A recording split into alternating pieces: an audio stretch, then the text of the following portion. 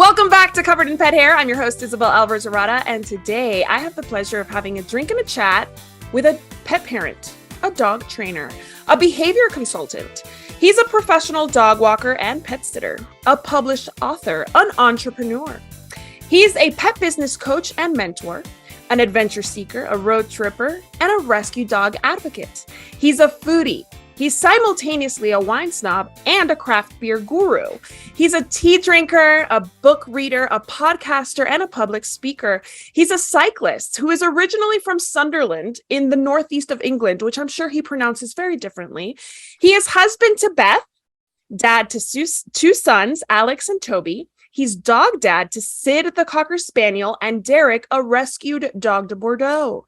He is the pet biz whiz author of How to Be Your Dog's Superhero and owner of Pack Leader Dog Adventures. His name is Dominic Hodgson, and he's joining us all the way from the UK. Welcome, Dom. It's so good to have you on the show.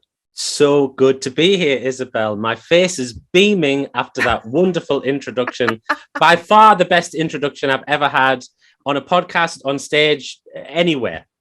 I like to talk about everybody's accomplishments, even if it's just knowing about craft beers. Right? Yeah, well, you know, I don't feel like I have that many strings to my bow, so I like to show them all off when I can. Well, I am thrilled that we can talk about all of your accomplishments today. I was a guest on your show recently. It was such an honor to be interviewed by the Graham Norton of the pet industry. You are such a good interviewer. I'm going to get into that. But before I do, I want to introduce our drinking game today for our audience. So audience, anytime you hear this word, make sure you take a drink of whatever you're enjoying. But please be sure you're over 21 to partake in the US, 18 in the UK. Is that right? Correct. 18 in the UK. Never drink and drive no matter where you are, and always drink responsibly. So what are you having tonight, Dom? I am having a craft beer. Even though I'm a bit of a wine snob, it's a tad too early in the day. It's 5 p.m. UK time, so I went for a nice, cool, refreshing craft beer. Can I name it? Yes, of course. Please do. It is a Brixton Brewery pale ale. So I first got into pale ales actually when I visited the States, when I went to California, and I had a few there, and that was it. I was hooked.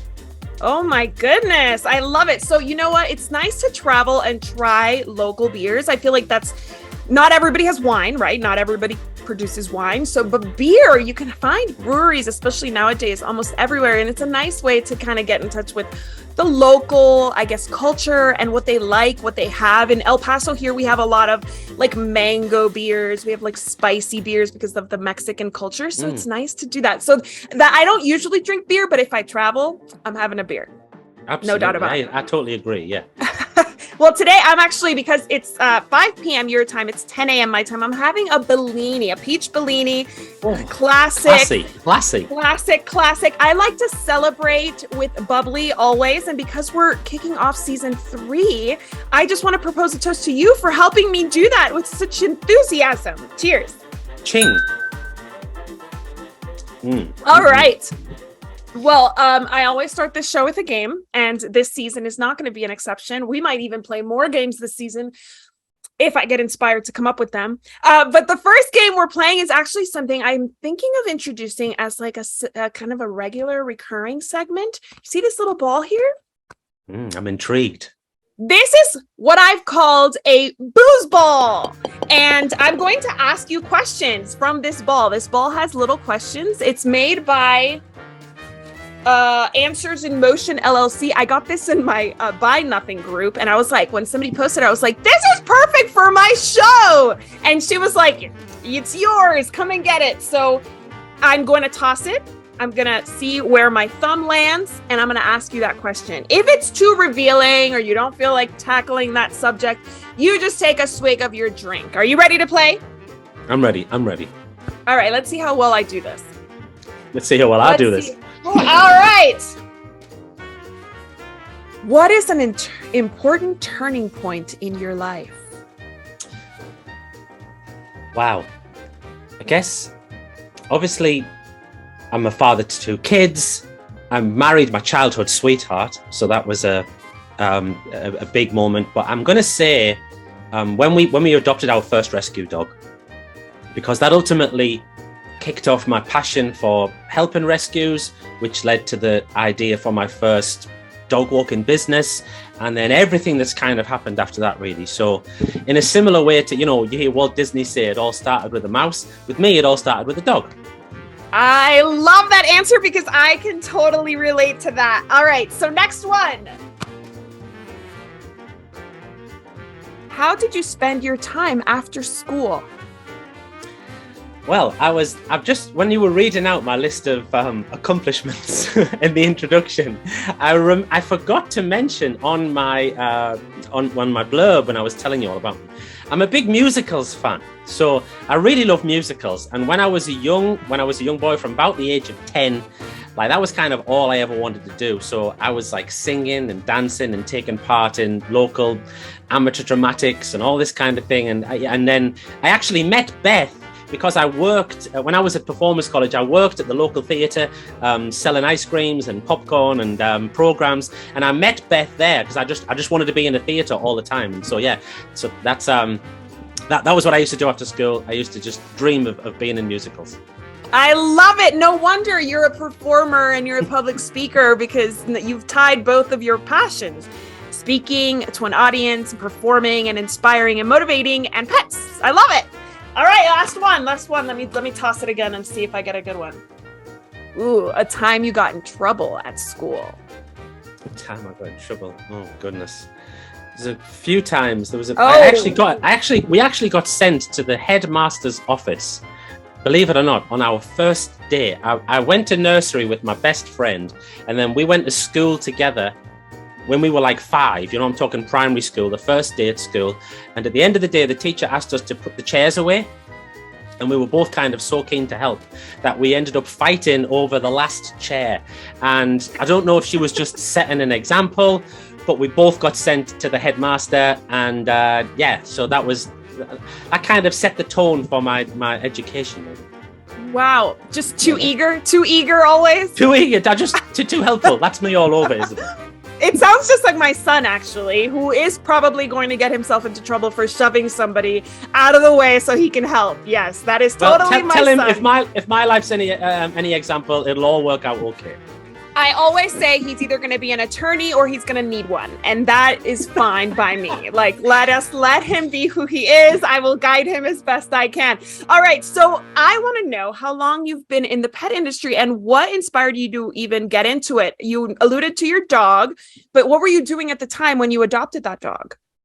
So at the time, I was a sales representative for a tobacco company in the UK, and which just involved me essentially going around local shops and off licenses and small superstores and making sure that they were topped up with the correct brands. Really boring. Actually, it was a really well-paid job and a good pension, good benefits. Everything was all fine. I'd been doing that for about 10 years and I didn't really want to do it for another 30. So right. I was starting to think about some sort of a change. At the same time as that, I had recently started helping out with my local rescue, just walking the dogs who were awaiting adoption. I wanted to do something like that because I had spare time on my hands and I'm not very good at golf and I didn't have any other hobbies. So I thought I'll do that and I'll give something back to these rescue sort of community who have given us these wonderful dogs that we had at the time. And that was where the idea started for me thinking, I wonder if there's a need for a kind of a more enhanced exercise service for busy pet owners. Because I used to, with the rescue dogs, some of them were a bit wild, and a bit frisky. And I used to sort of walk really fast with them to wear them out. And I used to jog with them a little bit as well, and that got me the idea of thinking, if we could provide some sort of an enhanced experience, more exercise, high tempo, games, that kind of thing, maybe this would go well. So that was kind of the seed for what became in 2011 Pack Leader Dog Adventures. That is amazing. And where exactly is your business located in the UK? So it is located in Sunderland. So I was born here. We're still here now. I actually moved 5 years ago. We moved back to the same village where I grew up. And in Sunderland, it's kind of, like I said, northeast of England, people might be more familiar with Newcastle. That's kind of just near where we are as well. And and that's where the business has been. The local part of the business has been for 11 years now, 12 years. Awesome. Well, I have nicknamed you the Graham Norton of the pet industry. And for those who are listening or watching and don't know who Graham Norton is a late night TV host in the UK who interviews stars, and he is a fantastic interviewer.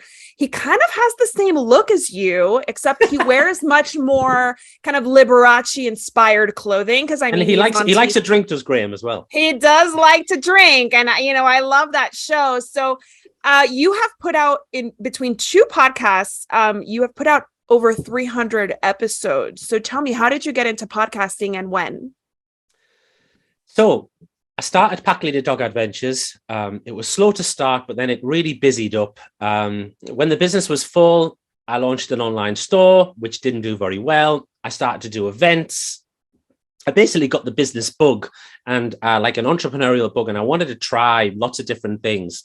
And through trial and error, I kind of arrived at, originally was an online dog training program, and I wrote my first book, and I was thinking, how can I promote this better?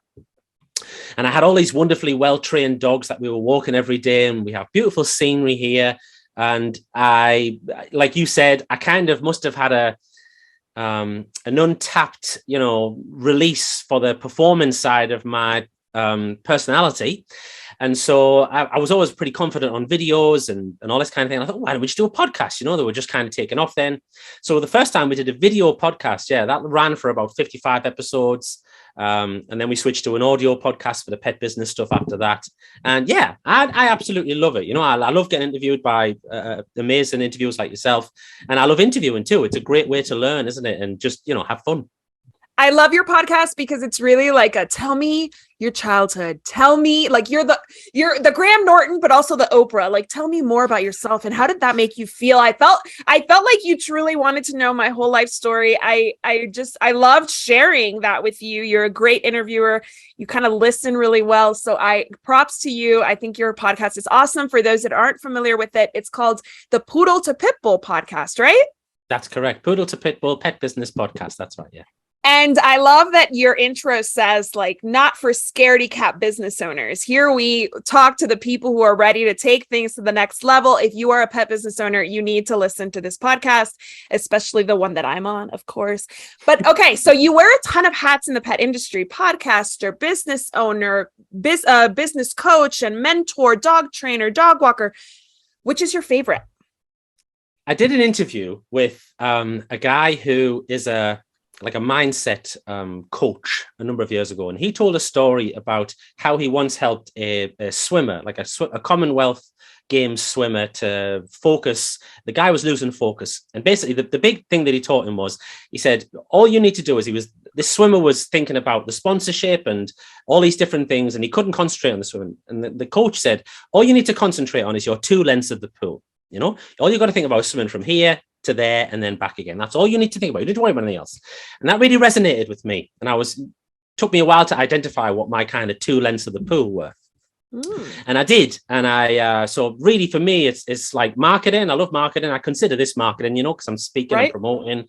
Coaching. I love coaching. So satisfying, helping people to turn around their businesses, release their passion and make more money. And writing. I love writing as well. So I'm in a very fortunate position at the moment where my working week consists of doing those three things all the time. That is awesome. I will agree with you. I love marketing and I love writing. I actually am a freelance writer for publications, both in print and online, but I tried my hand at coaching and I was very frustrated because I'm such a doer and I have such a hard time watching people stand in their own way. So I have to applaud you because it takes a special person to kind of motivate, even though you're watching people not motivate themselves.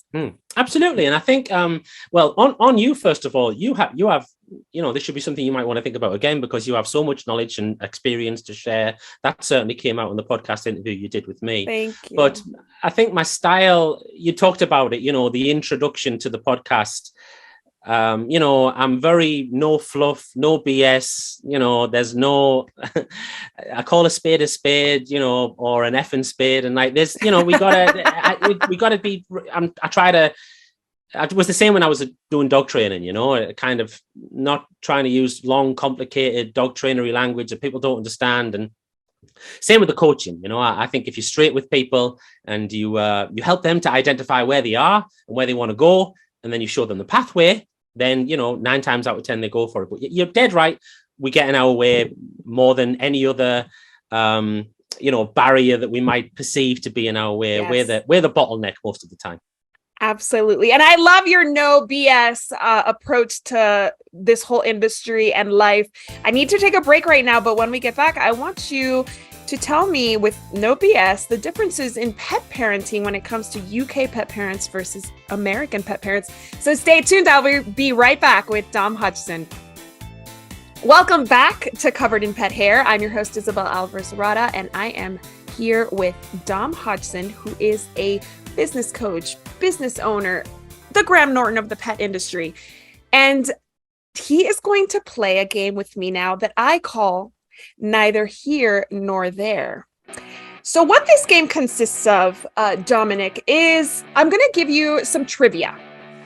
It could be about the UK, it could be about the US, or it could be about neither.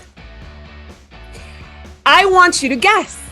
The first one is super easy. And the second one I think is quite easy. It gets a little hairier after that. Are you ready to play? I'm ready. I hope I pronounced this word right. Worcestershire sauce was invented here. Worcester sauce, correct. Where is it? Which UK. one? The UK, that's right. Okay, so how do you pronounce that word? Worcester sauce. Worcester sauce. We call it Worcestershire. What? I don't even know what we say anymore because I overthought this. Worcestershire. We call it Worcestershire sauce. Okay, next one. The best-selling book series in the world was penned here. So you have to tell me, what was it? The UK? Is it the US? Or is it neither? Best-selling book series. I'll say here, UK. Mm-hmm. Harry the Potter? Harry Potter series. Wow. Exactly. Very good. All right. I've got my Harry Potter wand in the background. Can you see? Oh, do you? Look at that. My Nimbus 2000. I need a Nimbus 2000. All right. This country is the world's largest exporter of pecans. I'm going to say US. Oh, It is actually, no, hang on. Neither. It is neither. It's I forgot about Mexico. neither.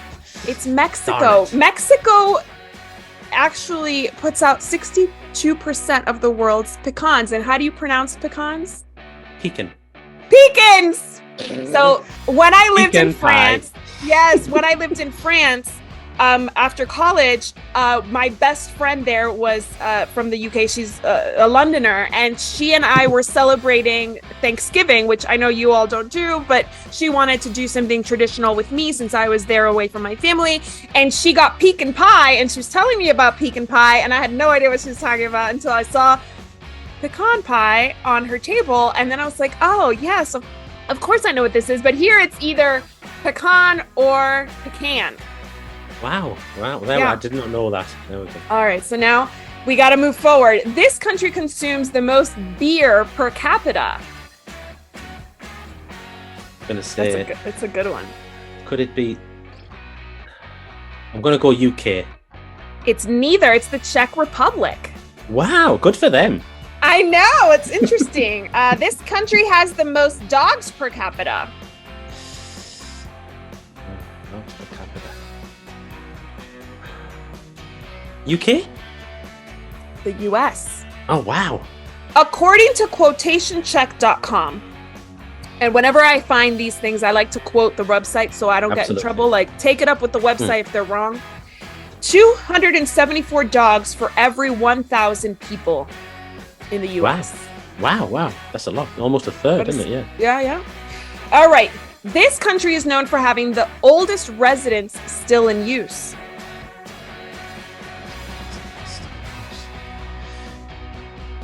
US.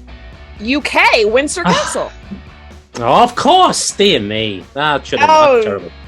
all right. The last one. This country is the world's fourth largest country by total area. U.S. That is right, the US. All right. So the only reason I wanted to play this game is because I want to talk about the differences that you, as somebody who's worked with pet parents in the UK, pet sitters, pet pros in the UK versus here in the US, because I know you do come over here for speaking engagements and you do have coaching clients here in the US. What is the biggest thing that American pet parents can learn from UK pet parents? Wow. Um, I think I think there's a I think in the States, the thing about it is almost everything that happens in the States ends up coming over here anyway, So Right. the whole, treating the dogs as fur babies and treating them as, extended members of the family and almost treating treating the dog better than you would treat other members of your human side of your family. I would say this is happening. Obviously, it happens a lot in the States. It's a big part of the culture. Happening a lot here too. So it's definitely happening more and more here, but not quite as much probably as what it happens in the States. I would probably say that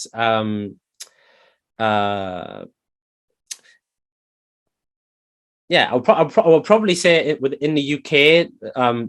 There's probably, again, don't quote me on this, but there's probably a larger percentage of people in the UK than in the US who kind of treat their dogs more like dogs, more like the traditional sense of a dog. Do you think that's a good thing? I mean, in some senses, it kind of can be, right? Absolutely, yeah, absolutely. I mean, if you the best thing you can do for a dog in many ways is treat it like a dog. If you give it everything that a dog needs, like from a puppy, then he'll more than likely develop into a fantastic, easy to look after dog. And this is kind of what I taught in How to Be a Dog Superhero and the other books that I've written and stuff, and was part of the doctrine that I was doing, is trying to make that. What can we do to make sure that this dog that you've got is like as easy as possible to look after? Right. Yeah, you're going to love him. He's going to add loads of things to your life. You're going to spend time together, everything else. But, whilst your dog might be your whole life, you do have other aspects of your life as well. You've got to go to work. You've got to take your kids here, there, and everywhere. You're going to go on holiday. So let's teach the dog to be easy to exercise. Let's teach him to be okay on his own. Let's teach him not to go crazy when he sees other dogs or squirrels or pheasants or pigeons or whatever. Right. This type of thing. So treating him more raising him more like a dog. Like the dog you want to spend. Like the dog you want. With. Yeah. And this is exactly. not, I'm not saying a dog, he's we don't care about him or anything else. Right. Like his role. What's his as pet dog? Right. What's his role in the family? Let's raise him to be like a really easy to look after, well balanced, fun pet dog. And how about travel? Do people in the UK travel with their pets more because of like the rail system? Does it make it easier? Do you find that UK dogs travel better than American dogs? Yeah, it's interesting. I think if they've been raised to travel, then it's much easier. I just did an interesting project recently. A client of ours who we looked after her dogs for about 5 or 6 years, she moved to Portugal about 4 years ago. And she wanted another dog. She wanted a puppy. So she contacted us. So to cut long story short, we collected the puppy for her from the breeders. We raised him for 5 weeks. And then me and Toby, my youngest son, who's 18, we traveled with him over to Portugal. We took him over there. We drove down, we got the ferry, we drove through Spain down into Portugal, and we stayed for a couple of days and saw them, and it was fantastic. The whole thing went wonderfully well. But we raised the puppy to be easy to travel because I knew he was going to go on a boat, because I knew he was going to spend 3 days in a car. Now we took him everywhere, we took him everywhere. Right. From the very first day that we got him. He went with us on car trips. He was in and out the car more times than I don't know what, he was. Right. So we raised him for that. And on that journey, we did see a lot of people with dogs on the ferry, and they were really well behaved, really calm, really settled, really just used to the traveling. Yeah. And you do see them on trains, as well. Yeah. I think my sister lives in Spain, and her dog I actually found in Louisiana in the middle of the street, and he eventually moved to Spain, and now he's crossed the Wow. Atlantic like 10 times. He's like such Wow. a world traveler. But my sister, yeah, it's like she's a single woman a professional woman who likes to travel, and she's a teacher, so she gets summers off and comes back to the US for extended stays, and her dog has learned to live that lifestyle. It may not be his preference to sit on a plane for 8 hours or 10 hours, however long, the Miami Madrid flight is, but he does it, and he's he does it well. So I agree. It's kind of like when you need to do it, you just do it, and your dog kind of responds. So you as the pet biz whiz have taken on this kind of new project, or like new love of Disnifying businesses. I know you're inspired by Disney. I know you're going to do a visit in Disney soon. So, and you're doing a speaking engagement while you're there in Orlando. Tell me about what a Disney-fied business looks like. Okay, well, there's three little elements that I'll share three of the elements anyway now, if that's okay, and then hopefully that'll give you a bit of a taster for it. Disney's obviously they're master storytellers, aren't they? Their storytelling for Disney is everything, not just in the animated movies and the movies that they produce, but also in the parks as well, and on the rides. They want to tell a story. They want people to feel something when, there has to be a start and a beginning and an end to all of the experiences they create. We can do a similar thing with that with our pet businesses as well.